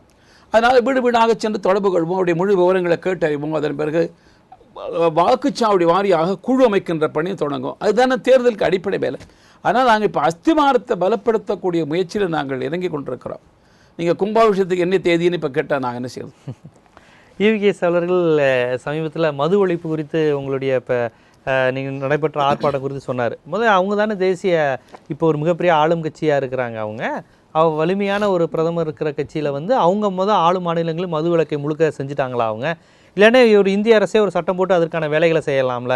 இவங்க ஏதோ பெரிய ஒரு எதிர்கட்சி மாதிரி தமிழ்நாட்டில் மது ஒழிப்புங்கிற மாதிரி பண்ணுறதெல்லாம் சும்மா தான் அப்படின்னு ஈவிகேஎஸ் அதை விமர்சனம் பண்ணியிருக்கிறாரு. அதை எப்படி பார்க்குறீங்க? சும்மா மக்கள்கிட்ட உற்சாகமாக பேசணுங்கிறதுக்காக இபிஎஸ் இளங்கோவன் அப்படி பேசக்கூடியவர் அல்ல. விவரம் தெரிந்தவர்கள் அப்படி பேச மாட்டார்கள். காரணம், நம்முடைய அரசியல் அமைப்பின்படி ஒரு சில விஷயங்களை மத்திய அரசு செய்யும், ஒரு சில விஷயங்களை மாநில அரசாங்கம் செய்யும், ஒரு சில விஷயங்களை மாநில அரசாங்கம் மத்திய அரசாங்கத்தோடு பகிர்ந்து கொண்டு செய்யும். கங்கரன்ஸ் லிஸ்டில் இருக்கிறது அந்த அமைப்புகள். இந்த மதுவிலக்கு என்பது அந்தந்த மாநிலங்கள் முடிவு செய்து அறிவிக்க வேண்டிய அம்சம்தான். குஜராத்தில் மதுவிலக்கு இருக்கிறது, தமிழ்நாட்டில் மதுவிலக்கு இருந்து அது நீக்கப்பட்டிருக்கிறது என்பதால் தான் தமிழ்நாட்டுக்கு முக்கியத்துவம் கொடுக்கின்றோம். அதனால் இவங்க தமிழ்நாட்டு அரசாங்கத்தை எதிர்ப்பதற்கு சக்தி இல்லாமல் இந்த காரணத்தையும் வச்சுக்கிட்டு மத்திய அரசாங்கத்தை எதிர்க்கலாமே என்று பேசுவதற்காக வேணால் முயற்சிக்கலாம், சம்பந்தம் இல்லாமல். அவ்வளோதான வழிய காரணம். இது முழுக்க முழுக்க மாநில அரசாங்கம் சம்பந்தப்பட்ட விஷயங்கள். இன்னொரு அம்சத்தையும் நான் சொல்லிடுறேன், இதையும் பொதுமக்கள் கவனிக்க வேண்டாம். தமிழ்நாட்டு அரசியல் ஒரு சில வாதங்களை மையமாக வைத்து சுற்றி சுற்றி நடக்கிறது. எல்லா கட்சிகளும் அதை பேசும். பிரதானமாக திராவிட இயக்கங்கள் அதை அதிகமாக, குறிப்பாக திமுக அதை அதிகமாக பேசும். மாநில சுயாட்சி, மாநிலத்திற்கு அதிக உரிமை, கூட்டாட்சி தத்துவம், ஆங்கிலத்தில் சொன்ன ஃபெடரல் செட்டப், மாநிலங்களுடான மதிப்பு மரியாதையை கொடுக்க வேண்டும் என்று இதற்கு அழுத்தம் கொடுத்தே பேசி பேசி பேசி கட்சியை வளர்த்தவர்கள் இப்போது எதற்கெடுத்தாலும் மத்திய அரசாங்கம் மாநில அரசாங்கத்தோடு தலையிட வேண்டும் என்றே பேசி வருகிறார்களே. உங்கள் கொள்கை என்ன ஆயிற்று? மாநில அரசாங்கம் செய்ய வேண்டியது மாநில அரசாங்கம் தான் செய்ய வேண்டாம், அதில் மத்திய அரசாங்கம் தலையிடக்கூடாது என்பதில் நரேந்திர மோடி தெளிவாக இருக்கிறார். ஏனென்றால் அவர் ஏற்கனவே முதலமைச்சராக இருந்து அனுபவப்பட்டவர். அதனால தான் இப்போ அவருடைய ஏற்பாடு டீம் இந்தியா என்பது என்னென்றால் ஏதோ மத்திய அரசாங்கம் ஒரு விஷயத்தை முடிவு செய்து மாநில அரசாங்கத்திடம் திணிப்பதல்ல, முதலமைச்சர்களும் பிரதமருமாக சேர்ந்து அமர்ந்து பேசி எந்த விஷயத்தையும் திட்டமிடுவது என்பது. அதனால் அது புரியாமல் இவர்கள் மாநில சுயாட்சி எல்லாம் பேசி மாநிலத்துக்கு அதிகாரம் பேசியவர்கள் ஒரு கால் ஏதேனும் ஒரு விஷயத்தில் மத்திய அரசாங்கம் மாநில அரசாங்கத்துக்கு தலையிட்டு செய்யுமானால் ஆஹாஹா மாநிலத்தின் உரிமைகள் பறிபோய் விட்டது, தலையிட்டு விட்டான்னு கொலை கொடுப்பார்கள். தெளிவாக இருக்க வேண்டும், குழப்பக்கூடாது மக்கள். நாங்கள் தெளிவாக இருக்கிறோம். கண்டிப்பாக. கடந்த முறை நேர்காணல் வந்தப்போ கூட அந்த ஊழல் தொடர்பான இது பிரச்சனை வந்தது. கடந்த ஒரு வருடத்தில் இந்த பாரதிய ஜனதா அரசு மீது எந்த ஊழல் குற்றச்சாட்டாவது இருக்கா அப்படிங்கிற மாதிரி இந்த ஒரு வருட கொண்டாட்டத்தின் போது நீங்கள் கூட நம்ம நேர்காணலில் சொன்னீங்க. ஆனால் அந்த கொண்டாட்டம் முடிஞ்ச அடுத்த நாளில் இருந்தே பார்த்தீங்கன்னா இவங்க சுஷ்மா ஸ்வராஜ் அவர்கள் மீது, அங்கே ராஜஸ்தானில் வந்து வசுந்தராஜ் இவங்க மீது, அப்புறமேட்டு சத்தீஸ்கரில் முதல்வர் ராமன் சிங் மீது தொடர்ந்து குற்றச்சாட்டுகள் வந்துருச்சு. இவங்க அவரோட பங்கஜம் முண்டை அவர்களுடைய மகள் மீது கூட இந்த மாதிரி வந்தது. அதாவது தொடர்ந்து வந்து அந்த நீங்கள் ஒரு வருடம் வந்து நீங்கள் எந்த ஊழலும் இல்லைன்னு சொன்னதுலேருந்து தொடர்ந்து இவ்வளோ பெரிய ஊழல் வந்திருக்கு. அதை எப்படி பார்க்குறீங்க நீங்கள்? காங்கிரஸ் கட்சி கரைபடைந்த கட்சி. அவருடைய சட்டையெல்லாம் எங்கே பார்த்தாலும் கரைகள். நாங்கள் வெள்ளவெளையன்னு சட்டை போட்டுட்டு நாங்கள் வந்துட்டுருக்கோம். அவர்கள் அணிந்திருக்கிற ஆடையை எந்த சோப்பு போட்டு தேய்ச்சாலும் வெள்ளையாக்க முடியாது. ஆனால் நானும் பாரதிய ஜனதா கட்சியும் சமம் என்று காட்ட வேண்டுமானால் ஒரே வழி பாரதிய ஜனதா கட்சி அணிந்திருக்கிற ஆடையும் களங்கப்படுத்தணும். அதனால் பளிச்சுன்னு சாக்கடை எடுத்து வீசுறது. இப்போ 2 பேரும் ஒன்றாயிட்டோன்னு சொல்கிறதுக்காக இந்த முயற்சி தான் இப்போ காங்கிரஸ் கட்சி செய்து கொண்டிருக்கிறது. 365 நாளும் நாளொன்றுக்கு ஒரு ஊழல் என்பதாக வெளிப்பட்ட நிலையிலிருந்து 365 நாளில் ஒரு நாள் கூட ஊழல் குற்றச்சாட்டு இல்லாத ஆட்சி நடத்தியது ஒரு பெரிய செய்தி தான். நீங்கள் சொன்ன இந்த விஷயங்கள் எல்லாமே குற்றச்சாட்டுகள். நாங்கள் குற்றச்சாட்டை நாங்கள் வரவேற்கிறோம். இப்போ எல்லா விஷயத்திலும் எந்த விசாரணைக்கும் நாங்கள் உட்பட தயாராக இருக்கிறோம். இதில் எந்த விஷயத்திலும் நாங்கள் தவறு செய்யவில்லை, எங்கள் மடியில் கனம் இல்லை, அதனால் எங்களுக்கு பயம் இல்லை தெளிவுபடுத்தியிருக்கிறோம். அவதூறு குற்றச்சாட்டுகள் இதெல்லாம் ஆய்வு செய்து விசாரித்த பிறகுதான் அது சுஷ்மா ஸ்வராஜ் அவர்களை விரிவாக சொல்லணுமானால் லலித் மோடி பற்றி நிறைய பேசியாச்சு, மறுபடியும் சொல்ல முடியும். சுருக்கமாக சொல்கின்றேன். லலித் மோடி கொள்ளையடித்தார். இது காங்கிரஸ் ஆட்சி காலத்தில் நடந்த சம்பவங்கள். அதில் எந்த வகையிலும் பாரதிய ஜனதா கட்சிக்கோ திருமதி சுஷ்மா ஸ்வராஜுக்கோ சம்பந்தம் இல்லை. லலித் மோடி மீது குற்றச்சாட்டு இருக்கிறது. அவரை விடுவிப்பதற்கான முயற்சியில் சுஷ்மா ஸ்வராஜ் இறங்கவில்லை. அவருடைய மனைவி புற்றுநோயில் அவதிப்படக்கூடிய மனைவியை பார்ப்பதற்காக போர்த்துகீஸ் சென்று திரும்பி வருவதற்கு பிரிட்டிஷ் அரசாங்கம் அனுமதி கொடுத்தால் அதனால் இங்கிலாந்து உறவு பாதிக்கப்படுமோ என்ற ஒரு சந்தேகத்தை எழுப்பிய நிலையில் இது மனிதாபிமான அடிப்படையில் சென்று வந்த காரணத்தால் இந்திய இலங்கை உறவு எந்த பாதிக்காது என்கின்ற ஒரு கருத்தை தெரிவித்தது மாத்திரம்தான் சுஷ்மா ஸ்வராஜ் செய்த செய்தி. அதனால் இதில் எந்த விதமான தவறும் இல்லை என்று நாங்கள் கருதுகின்றோம். அதே மாதிரி வசுந்தரா ராஜே மீதும் கூட குற்றச்சாட்டு வந்திருக்கிறது. வசுந்தரா ராஜே அவங்கெல்லாம் ஒரு ராஜா குடும்பம், ஒரு மன்னர் குடும்பம், அரச குடும்பம், உயர் நிலையில் இருக்கிற குடும்பங்கள் அவர்கள். இந்த லலித் மோடி போன்றவர்களும் அவர்களும் பலவிதமான சமூக கூட்டங்களில் கலந்து கொண்டிருக்கிறார்கள். நண்பர்களாக இருந்திருக்கலாம், பழக்கம் இருந்திருக்கலாம். ஆனால் குற்றச்சாட்டுக்கும் அந்த தவறுக்கும் எந்த வகையிலையும் உதவி செய்யவும் இல்லை, சம்பந்தம் இல்லை என்பதும் அதுவும் நிரூபணமாக இருக்கிறது. எந்த விசாரணைக்கும் நாங்கள் தயார் என்று நாங்கள் சொல்கின்றோம். மத்திய பிரதேசத்தை வைத்துக் கொண்டால் மத்திய பிரதேசத்தில் விசாரணைக்கான இந்த விஷயத்தை வெளிப்படுத்தியதும் அம்பலப்படுத்தி இந்த ஊழலை பற்றி விசாரிக்க வேண்டும் என்று குரல் கொடுத்ததே சிவராஜ் சிங் சௌஹான் தான். அப்பழுக்கற்ற மனிதர். இதுவரையில் காங்கிரஸ் கட்சியை சார்ந்த ஆளுநர் அவர் 5வது குற்றவாளியாக இருக்கிறார் குற்றஞ்சாட்டப்பட்ட பட்டியலில். இதுவரை யாரும் மத்திய பிரதேச முதலமைச்சரை குற்றவாளி சொல்லவில்லை. இல்ல அவர் பதவி விலகுன்னு சொல்லி தான் காங்கிரஸ் இப்ப போராடி. புரியுது. எதுக்காக? நான் தானே குற்றத்தை அம்பலப்படுத்தியிருக்கேன். இது காங்கிரஸ் ஆட்சி காலத்திலேருந்து இருந்திருக்கு, திக்விஜய் சிங் காலத்திலேருந்து இருந்திருக்கு. இப்ப எல்லாம் தெரிய வரும். 40 பேர் இப்ப விசாரணை இறங்கியிருக்காங்க. சிபிஐ விசாரணை நடத்துன்னு நீதிமன்றம் சொல்லல, இவர் தான் சிபிஐ நடத்துன்னு ஒத்துக்கிறார். முதல் நாளே நீதிமன்றம் சொல்றதுக்கு நடுவண் அரசு மடியில கனமில்லை, எந்த விசாரணைக்கும் தயார் என்று முதலமைச்சர் முன் வந்திருக்கிறார். வரட்டும், விசாரணை நடக்கட்டும். இல்ல வியாபம் மத்திய பிரதேசம் அங்குன்னு வரும்போது வெறுமனே ஊழல் மட்டும் இல்ல, 48 பேர் வந்து கொலை செய்யப்பட்டிருக்கிறார்கள். அதில் ஒருவர் வந்து பத்திரிகையாளரும் கூட. இந்த சம்பவங்கள்லாம் வச்சு பார்க்கும்போது இது எப்படி நீங்க வந்து வெறுமனே அரசுக்கு தொடர்பு இல்லை, எல்லாம் காங்கிரஸ் தான் காக்கா காக்கா வாந்தி எடுத்தாங்கிற மாதிரி நம்பர் கொஞ்சமா கூட்டிகிட்டே போகுது. இல்ல 48 இன்னைக்கு டைம் உங்களுக்கு நீ ஏதோ ஒரு பத்திரிகையில் படிச்சு நீங்க சொல்றீங்க. ஒரே குழப்பம். ஒவ்வொருத்தருக்கும் எவ்வளவு நம்பர். ஊர்ல செத்தவங்க எல்லாரும் இதுக்காக யாரோ ஒருத்தர் கைதான ஊர்ல செத்து போனெல்லாம் தற்கொலை பண்ணிட்டாங்கிறதுக்காக அவருக்காக தான் செத்து போன சொல்ற மாதிரி கணக்கெடுக்க கூடாது. அப்படி இது அது உண்மை இல்லை. விசாரணை நடக்கிறது. ஆனா ஒரு சில பேர் அந்த நேரத்தில் மரணம் அடைந்திருக்கிறார்கள், ஒரு சில பேர் இயற்கை அல்லாத மரணம் அடைந்திருக்கிறார்கள். விசாரணை நடக்கிறது. இல்ல பத்திரிகையாளர் படுகொலை செய்யப்பட்டது உண்மைதானே? அது யார் காரணம்? விசாரணை நடக்கிறது. இப்ப விசாரணை நடக்கிறது. அதாவதுங்க, நீங்க சொன்ன அளவுக்கு அதிகமான எண்ணிக்கை இல்லை என்று பத்திரிகையில் வந்திருக்கிறது. சில இயற்கை மரணங்கள், சில விஷயங்கள் விபத்து நடந்திருக்கிறது, சில கொலையும் நடந்திருக்கலாம். நான் மறுக்கிறதுக்கு தயாராக இல்லை இப்ப. ஆனால் அதுக்கு என்ன காரணம் பின்னணி என்பதுதான் விசாரணை தொடங்கி இருக்கிறது. இப்ப சிபிஐ விசாரிக்கிறது. உச்ச நீதிமன்றமும் சிபிஐ விசாரிக்கும் போது என்ன செய்ய முடியும் முதலமைச்சர்? ஆனால் நாங்க விசாரணைக்கு தயார். எங்க மேல எந்த தவறும் இல்லை. அதுல இன்னொரு விஷயம், இந்த முல்லை பெரியார் அணை விவகாரம். முல்லை பெரியார் அணை விவகாரத்தில் நடுவண் அரசு நிலைப்பாடு என்னங்கிறது ஒரு புறம் இருந்தாலுமே, இப்போ நடுவண் அரசு உளவுத்துறை கொடுத்த ஒரு தகவலில் வந்து விடுதலை புலிகளால் முல்லை பெரியார் அணைக்கு ஆபத்து அப்படின்னு சுப்ரீம் கோர்ட்டில் வந்து அஃபிடேவிட் ஃபைல் பண்ணியிருக்கிறாங்க. இப்படி உளவுத்துறைக்கு வந்து விடுதலை புலிகளையும் அங்கு உள்ள பயங்கரவாத சில தீவிரவாத அமைப்புகளையும் இணைத்து இவர்கள் தான் முல்லை பெரியார் அணை உடைக்க போகிறார்கள் உளவுத்துறைக்கு ஒரு தகவல் வந்திருக்கு. இது எப்படி லாஜிக்காக அது பொருந்தது? அந்த விஷயம் முல்லை பெரியார் அணையை எல்டிடி எதுக்காக இடிக்கணும்? இந்த விஷயம் ரொம்ப ஆழமாக சிந்திக்க வேண்டிய விஷயம். இது மத்திய அரசாங்கம் உளவுத்துறை மூலமாக கொடுத்த தகவல் எப்போது தரப்பட்டது அது எனக்கு தெரியாது. உளவுத்துறை கொடுத்த அந்த அறிக்கை என்பது பகிரங்கமாக தரப்பட்டதா? இது ரெண்டாவது கேள்வி. எந்த அரசாங்கம் கொடுத்திருந்தாலும் சரி, நான் என்னை பொறுத்தவரை எங்கள் அரசாங்கம் தந்திருக்குமாங்க சந்தேகம். எது கொடுத்திருந்தாலும் பகிரங்கமாக தரப்படாத ஒரு செய்தி அது. பகிரங்கப்படுத்தப்படாத அந்த செய்தியை பகிரங்கப்படுத்தியது தமிழக அரசாங்கம். அந்த மாதிரி பகிரங்கப்படுத்தும் பொழுது அது உண்மையாகவே இருக்கிறது என்று வைத்துக்கொள்வோம். யாராக இருந்தாலும் அரசு சற்று யோசிக்கணும். எந்த விஷயங்கள்லாம் ஆங்கிலத்தில் சென்சிட்டிவ்மாங்க, எது உணர்ச்சியை தூண்டக்கூடியது, எது பிரச்சனை உண்டாகக்கூடியது, அப்படி இருக்கும்பொழுது தவிர்த்திருக்கணும். அங்கே ரகசியமாகவே அவங்களும் அறிக்கை தந்திருக்கலாம். மற்றபடி எதை குறிப்பிடணுமோ குறிப்பிட்டிருக்கலாம். நான் விடுதலை புலி ஆதரவாளன் இல்லை, தெளிவுபடுத்த விரும்புகிறேன். பாஜக இருக்கிறீங்க, விடுதலை புலி ஆதரவாளர் இல்லை. இருந்தாலும் தனிப்பட்ட முறையில் இலங்கை பிரச்சனை பற்றி ஆய்வு செய்து ஒரு காலம் இலங்கையிலேயே நான் பிறந்திருந்தால் நான் விடுதலை புலியில் சேர்ந்திருப்பேனா இல்லையான்னு சொல்ல முடியாது. ஒரு இந்திய பிரஜை நான் விடுதலை புலி இயக்கத்துக்கு ஆதரவான இல்லை. இப்போ இதனுடைய பின்னணி பல அம்சங்கள் நான் உங்கள்கிட்ட தான் முதலாக பகிர்ந்து கொள்கிறேன். இந்த கேள்வி கேட்டதுக்காக நான் உங்களுக்கு நன்றி சொல்லணும். விடுதலை புலி இயக்கம் என்பது இப்போது இல்லை என்று மஹிந்த ராஜபக்ஷவே அந்த யுத்தம் முடிந்த பிறகு அறிவித்தார். அதனுடைய ஆதரவாளர்கள் பல பேர் இருக்கலாம். அந்த அமைப்பு என்பது இல்லை, நடவடிக்கை என்பது இல்லை. இப்போ தமிழ்நாட்டில் அது இருக்கிறது என்பது போல ஒரு செய்தி தெரிகிறது. இது நல்லதல்ல. தமிழ்நாட்டில் அவங்க இருக்கிறாங்க இந்த அறிக்கைக்கு தான் அர்த்தம். இருந்தாலும் கூட இந்த அணையை தகர்ப்பதில் அவர்களுக்கு என்ன லாபம்? அதான் கேள்வியா எழுது.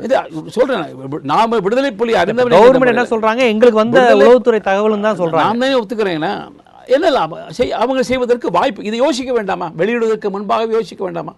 அது ரகசியமாக வந்திருந்த செய்தியாக இருந்தாலும் அரசாங்கம் யோசிச்சு இல்லைங்க அவங்களாம் செய்யறதுக்கு வாய்ப்பே இல்லைன்னு சொல்லணும். விடுதலை புலிகள் ஆயுதம் ஏந்துவதில் நம்பிக்கையுள்ளவர்கள் புரிகிறது எனக்கு. ஆனால் இந்த விஷயத்தில் செய்வார்களா? என்னை பொறுத்தவரை இந்த மாதிரி செய்வார்கள் நான் நம்பலை. அந்த விஷயத்தில் அது வந்திருக்கக்கூடாது. இப்போ இதில் கேள்வி என்ன வருகிறது? அவர்கள் விடுதலை புலிகள் தமிழ்நாட்டில் இருக்கிறார்கள் என்பது போல செய்தி, இயங்குகிறார்கள் என்பது போல செய்தி. இப்போ நான் ஸ்ரீலங்கா போயிருந்தேன். இலங்கையில் ஒரு 5 நாட்கள் இருந்தேன். அங்கே இருக்கிற தமிழ் மக்களுக்கு முதற்கொண்டு, யாழ்ப்பாணத்தை சார்ந்த மக்களுக்கு முதற்கொண்டு இப்போ ஒரு நம்பிக்கை கீற்று ஒளி தெரிகிறது. ஆனாலும் ஒரு அச்சம் நிலவுகிறது. வருகிற நாடாளுமன்ற தேர்தல் எப்படி அமையுமோ? நான் பகிரங்கமாக சொன்னால் ஒரு கால் மீண்டும் அந்த பழைய ஆட்சி ராஜபக்சே தலை தூக்கி விட்டால் என்ன ஆகுது என்ற எண்ணம் வருகிறது. இப்போது இருக்கிற ஆட்சியாளர்களுக்கும் அந்த எண்ணம் இருக்கிறது. ஆனால் நான் அறிந்தவரையில் இப்போது இருக்கிற ஆட்சியாளர்கள், குறிப்பாக அதிபரை பொறுத்தவரையில் தமிழனுக்கு நல்ல மதிப்பு மரியாதை இருக்கிறது. தமிழனுக்கு சம உரிமை வழங்க வேண்டும் என்றும் இந்த கொடுமைகள் எல்லாம் இல்லாமல் வர வேண்டும் என்கிற எண்ணம் ஒரு சில பேருக்கு, அமைச்சர்களுக்கும் அந்த இருக்கிறது என்பது என்னால் புரிந்து கொள்ள முடிகிறது. இதை தமிழர்களும் நம்புகிறார்கள், தமிழ் அமைப்பும் நம்புகிறார்கள். ஆனால் அந்த தேர்தல் முடிந்த பிறகுதான் வெளியாக தெரிய வரும். இப்போ இந்த வாதத்தை அவர்கள் வைத்துக்கொண்டு பிரச்சாரம் செய்து விட்டால் அப்போ என்ன ஆகும்? அப்போ தமிழனுக்கு கிடைக்க வேண்டிய நியாயமான உரிமைகள் கிடைப்பது என்பது தள்ளி போகும். அதனால் இதை பலவிதமான பிரச்சனைகள் இதனால் இது வரும்பொழுது, ஆங்கிலத்தில் இது விஷ சர்க்கிள்னு வரும்பொழுது, இது தமிழனுக்கு கடைசியில் அப்பாவி தமிழனுக்கு பாதிப்பு. இல்லை, நீங்க அந்த தகவலை பகிரங்கப்படுத்திடக்கூடாது. அதனால அப்பாவி தமிழனுக்கு பாதிப்பு. இதெல்லாம் உணர்ந்து அந்த அறிக்கையை வெளியிட்டிருக்க கூடாது. நல்ல வேளையாக இது எப்படியோ உணர்ந்து இந்த அரசாங்கம் அதை மீண்டும் திரும்ப பெற்றிருக்கிறது. அதனுடைய விளைவுகளை உணர்ந்து திரும்ப பெற்றிருக்கிறது. எதனால் வெளியிட்டார்கள் என்பதை திராவிட முன்னேற்ற கழகம் கேள்வி கேட்டிருக்கிறது. நான் என்னுடைய கவலை முழுக்க இலங்கையில் இருக்கக்கூடிய சாதாரண தமிழன் தான். ஆனால் இது அப்படிலாம் பிரச்சனை உண்டாக்கிவிடக்கூடாது என்பதற்காகத்தான் என் வருத்தம். நல்ல வழியாக திரும்ப பெற்றிருக்கிறது. அதனால் இது பலவிதமான பிரச்சனை உண்டாக்கும். இது தவறு நடந்திருக்கிறது, சாதாரண தவறு இல்லை, கொஞ்சம் எச்சரிக்கையாக இருந்திருக்க வேண்டும் என்பதை நான் பதிவு செய்ய விரும்புகிறேன். கண்டிப்பாக. இதில் இன்னொரு முக்கியமான விஷயம், இதில் மிக முக்கியமான விஷயமா எல்லா தமிழ் உணர்வாளரும் சொல்கிறது, கேரளா பெரியார் அணையை உடைக்கணும்னு அங்கே உள்ள சிபிஎம்மாக இருக்கட்டும், காங்கிரஸாக இருக்கட்டும், யார் ஆட்சியில் இருந்தாலும் பெரியார் அணையினால் ஆபத்துன்னு அங்கே ஒரு வதந்தியை பரப்பிக்கிட்டு இருக்க இந்த சூழ்நிலையில் அந்த உண்மையை சொல்லாமல் கேரளா அரசை டிஃபென்ஸ் பண்ணுற விதமாக சம்மந்தமே இல்லாமல் எல்டிடி உடைக்க போகுதுன்னு இவங்க சொல்கிறது மூலமாகவே கேரளா அரசை காப்பாற்றுகின்ற ஒரு முயற்சி இருக்குங்கிறாங்க. இந்த வாதத்தை எப்படி பார்க்குறீங்க? இதையும் நான் நம்பலை. ஏற்கனவே உடைக்க வந்தவங்க அணை உடைக்கப்பட்டால் உடையிறதுக்கு வாய்ப்பில்லை, பலமாக இருக்கிறது என்று கேரளா பிஜேபி ஒத்துக்காது. அறிக்கை தந்து நீங்க சொல்ற கருத்து கேரளா பிஜேபி ஒத்துக்காது. இல்லைங்க, கேரளா பிஜேபி தமிழ்நாடு பிஜேபி விட்டுருங்க. நான் நிலைமை தெரிந்தவன் என்பதற்காக சொல்கின்றேன். அந்த அணை பலமாக இருக்கிறது என்பதெல்லாம் ஒப்புக்கொண்டு தான் நீதிமன்றமே கூட நீர் மட்டத்தை உயர்த்துவதற்காக தந்திருக்கிறது. அதுதான் சரியான முடிவு. ஆனால் கேரளத்து அரசாங்கம் கூட அதை செய்யும். அதாவது தேச துரோகிகள் இருக்கிறார்களே, அவங்க மக்கள் சாவதை பற்றி கவலைப்பட மாட்டாங்க. நீங்கள் பொறுப்பான அரசியல் கட்சிகளோ அரசாங்கமோ செய்யாது. காரணம், பாதிக்கப்படுவது அங்கே இருக்கிற மக்கள் தானே. அரசாங்கமும் செய்யாது, சும்மா ஒரு கோரிக்கை வைத்துக் கொண்டே இருப்பார்கள். இல்லை, இது போன்ற சம்பவங்கள் கேரள அரசு இப்போ தண்ணி தருவதுக்கு ஓப்பனாக 142 அடியை நீதிமன்றம் சொன்னதுக்கு அப்புறமோ அதை தடுக்கிறதுக்கான மறைமுக முயற்சியாக தான் புது அணையை கட்ட போகிறோன்னு அவங்க பண்ணிக்கிட்டு இருக்கிறாங்க. அதை இங்கே உள்ள தமிழக அரசியல் கட்சிகள் எதிர்ப்பு தெரிவிக்கிறாங்க.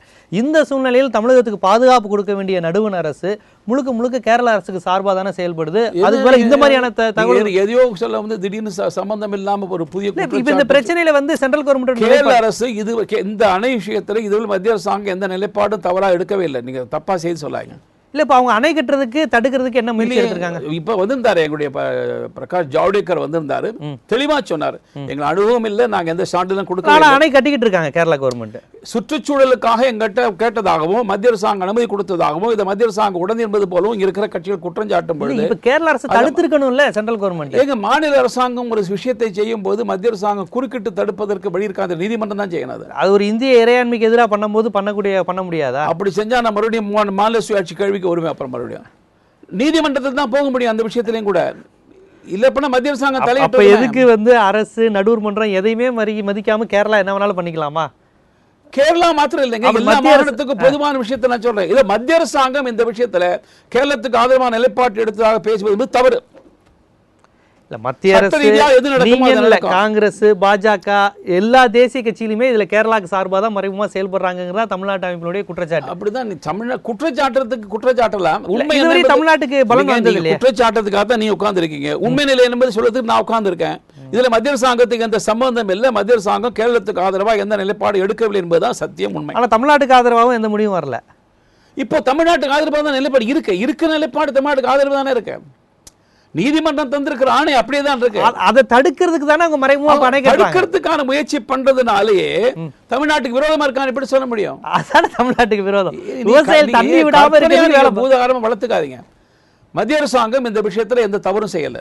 இல்ல, இப்ப தேசிய கட்சிகள் சிபிஎம், காங்கிரஸ், பாஜக இதுல முல்லை பெரியார் அணை விவகாரத்துல தமிழகத்துக்கு சார்பா இருக்குன்னு நினைக்கிறீங்களா? தேசிய கட்சிகளுக்கு ஒரு பிரச்சனை இருக்குங்கிறத எல்லா கட்சியும் ஒத்துக்கும். அதாவது கேரளத்திலும் கிளை இருந்து தமிழ்நாட்டிலும் கிளை இருக்கிற எல்லா கட்சிக்கும் இந்த பிரச்சனை இருக்கும். அது கம்யூனிஸ்டா இருந்தாலும் அப்ப தேசியம்ங்கிறது பொய்யாயிருதுல. அதுக்கு சம்பந்தம் இல்லையா? தேசியம் இதை வச்சு வருது இல்லையா? முல்லை பெரியார் வச்சா தேசியம் வருது. தேசியத்துக்கு 1000 விஷயங்கள் இருக்கு. அங்க உள்ள மலையாளி வந்து இந்தியன் நினைக்கலையா தன்னைய? அதனால இந்த மாதிரி கட்சிகளுக்கெல்லாம் அந்த மாநிலத்தினுடைய எது நன்மை என்று கருதி அந்த மாநிலத்தினுடைய கட்சி குரல் கொடுக்கும். ஆனால் இந்த மாநிலத்தின் எது நன்மை என்று கருதி இந்த மாநிலத்தில் இருக்கிற கட்சி குரல் கொடுக்கும், ஒரே தேசிய கட்சிக்கு. ஆனால் இப்படி வரும்பொழுது தேசிய கட்சியுடைய தலைவர்கள் என்ன பிரச்சனை முடிவெடுக்கிறார் என்பதை பொறுத்து இருக்கு. அதனால் இந்த எல்லா காங்கிரஸுக்கு, கம்யூனிஸ்டுக்கு, பிஜேபிக்கு மூணுமே இந்த நிலைப்பாடு என்பது, இந்த தர்ம சங்கடம் என்பது இருக்கத்தான் செய்யும். மத்திய அரசாங்கம் அப்படி ஒன்றும் கேரளத்துக்கு ஆதரவாக எந்த முடிவும் எடுக்கலை. இல்லை, அதற்கு காரணம் தமிழ்நாட்டில் தேசிய கட்சிகள் வலிமையாக இல்லை, வாக்கு அரசியல் இல்லைன்னு எடுத்துக்கலாமா 3 தேசிய கட்சிகளுக்கும்? நீங்கள் என்ன பண்ணுவீங்க தெரியுமா?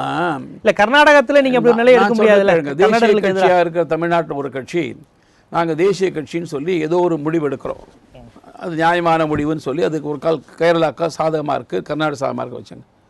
அப்போ பார்த்தியா இவன் முழுக்க இப்படி முடிவு எடுத்து விட்டாம்பிங்க. இல்லை, தமிழ்நாட்டு நன்மை கருதி தமிழ்நாட்டுக்காக கர்நாடகத்துக்கு ஆதரவாக தான் பாஜக செயல்படுது. இல்லை, தமிழ்நாட்டு நன்மை கருதி தமிழ்நாட்டுக்காக குரல் கொடுத்தா நீ தேசிய கட்சின்னு சொல்லிட்டு இருக்க, நீ தமிழ்நாட்டுக்கு ஒரு குரல் கொடுக்குற, நியாயத்துக்கு பேசலாம், கேரளத்தில் ஒரு மாதிரி பேசுறேன்னு சொல்லுவீங்க.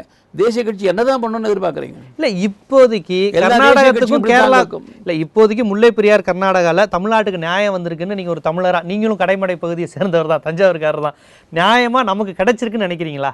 நீங்கள் ஒரு தஞ்சை மைந்தரா சொல்லுங்கள். இது காவேரி தோன்றின நாள் தொடங்கி இருக்கிற ஒரு பிரச்சனை. இது தொடர்ந்து இருந்து ஆட்சி காலத்துல, மன்னர் ஆட்சி காலத்துல இந்த பிரச்சனைக்காகத்தான் ஆங்காங்க நடுவர்மன்றங்கள், நீதிமன்றங்கள்லாம் ஏற்கனவே வைத்திருக்கிறோம். சட்ட ரீதியான அமைப்புகள் இருக்கு, அதுதான் செய்ய வேண்டும், நிர்பந்திக்க முடியல. ஆனால் இங்க ஒன்றை மாத்திரம் பதிவு செய்யுங்கள். கர்நாடகத்தில் எந்த கட்சி ஆட்சிக்கு வந்தாலும் சரி, அவர்கள் தன்னுடைய மக்கள் நன்மை, தன் நாட்டு நன்மை குறுகிய மனப்பையோடு தான் முடிவு செய்கிறார்கள். தனக்கு எஞ்சியதை தான் கொடுப்பது என்று நினைக்கின்றார்கள். அதாவது இரு நாடுகளுக்கு இடையே ஓடக்கூடிய நதிகளை பொறுத்தவரையில் அதுக்காகத்தான் ஒப்பந்தம்னு பேர். நீ எஞ்சியது தான் உனக்கு பகிர்ந்து கொண்டு அதன் பேர் தருவேன் என்று சொன்னால் அதுக்கு பேர் பிச்சைன்னு பேர். உன்னால் தடுக்க முடியாது, கழிவு நீராக வருகிறது, நாங்கள் பயன்படுத்துகிறோம் என்று ஆகும். அதுக்கு என்ன ஒப்பந்தங்கிறது ஒப்பந்தம். அதனால் இரு மாநிலங்களுக்கிடையே ஓடக்கூடிய நதிகள், அதில் ஏற்பட ஒப்பந்தங்களை கடுமையாக அமல்படுத்த வேண்டும் என்பது தான் எங்களுடைய கோரிக்கை. மத்திய அரசாங்கம் இதைத்தான் சொல்லி வருகிறது. அது வராத போது தான் இதற்காக உண்டான அமைப்புகளுக்கு போகிறார்கள், நீதிமன்றத்திற்கு போகிறார்கள். ஆனால் நான் வேறொரு கருத்தை சொல்ல வருகிறேன். ஆள்பவர்களுடைய கருணையால் காவேரியில் எப்போதும் தண்ணீர் வருவதில்லை, ஆண்டவன் கருணையால் தான் வருகிறது. ஆனால் அப்படி வரும்பொழுது அதை முழுமையாக ஒரு சொட்டு தண்ணீர் கூட கடலில் கலக்காமல் சேமித்து வைக்கின்ற முயற்சியை தமிழ்நாட்டு அரசாங்கங்கள் செய்ததே இல்லை. ஆங்காங்கு தடுப்பணைகள் நீர் சேகரிப்பதற்கான முயற்சிகள். வைத்திருச்சலான விஷயம், நாம கர்நாடகத்தில் எந்த டிஎம்சி கோரிக்கை வைக்கிறோம் அதை விட 2 மடங்கு தண்ணீர் தமிழ்நாடு அரசு, தமிழ்நாடு தான் செய்யணுங்கிறீங்க. நீங்க தமிழ்நாட்டுக்குள்ள தானே தடுப்பணை வைக்க முடியும். அதாவது இயற்கை வெள்ளம் பீரிட்டு வரும்பொழுது தடுத்து ஆங்காங்கு, என்றைக்கோ ஒரு நாள் ராஜேந்திர சோழன் காலத்தில் அவன் 500க்கு மேற்பட்ட கிளை நதிகளை உருவாக்கினான், ஒரு கரிகாலன் கல்லணை கட்டினான். அதனால நம்ம இன்னைக்கு பழிச்சுன்னு உட்காந்துருக்கோம். இப்போ இருக்கிற அரசாங்கங்கள் என்ன செய்தன? அதை சேமித்து ஒரு சொட்டு தண்ணி கூட போகாமல், அதுதான் நிரந்தரமான ஏற்பாடு. மற்றொரு நிரந்தரமான ஏற்பாடு அது நிச்சயமாக மத்திய அரசாங்கம் செய்ய வேண்டும், செய்யும். நிரந்தரமான தீர்வு என்பது தென்னக நதிகளை இணைப்பது என்பது. அப்போதான் அந்த பிரச்சனை தீரும். நாங்களும் அதை வலியுறுத்துகிறோம். இந்த அரசாங்கம் அதை செய்யும், மத்திய அரசாங்கம் செய்யும். இவ்வளவு நேரமாக உங்கள் பரபரப்பான அலுவலர்களுக்கு மத்தியில் ரொம்ப பொறுமையாக, விரிவாக, ஆழமாக, கருத்தியல் ரீதியாகவும் அரசியல் ரீதியாகவும் எல்லா கேள்விகளையும் எதிர்கொண்டீங்க. அதற்காக நாங்கள் நன்றி தெரிவிக்கிறோம். எல்லா நேரத்திலையும் பொறுமையாக இருந்தேன் சொல்ல முடியாது. எனக்கு சில உணர்ச்சி வசப்பட்டு நான் தலைவராக மதிக்கிற சாவர்கர் மாதிரி பேசும்போதெல்லாம் இயற்கையாக உணர்ச்சி வசப்பட்டேன் என்பது உண்மை. ஆனால் அது அந்த சத்திய ஆவேசம் இருக்கணும். இல்லாட்டி போனால் பாரதியுடைய பக்தனாக இருந்து அர்த்தம் இல்லை. இருந்தாலும் கூட நான் கருத்தை வலியுறுத்தி சொல்ல வேண்டும் என்பதற்காகத்தான் குரல் உயர்த்தினர் ஒழிய மற்றபடி என்ன ஆத்திரம் இல்லை. வாய்ப்புக்கு நன்றி. நன்றி. மீண்டும் அடுத்த வாரம் மற்றொரு ஆளுமையுடன் சந்திக்கும் வரை உங்களிடமிருந்து விடைபெறுவது ஜீவசகாப்தன்.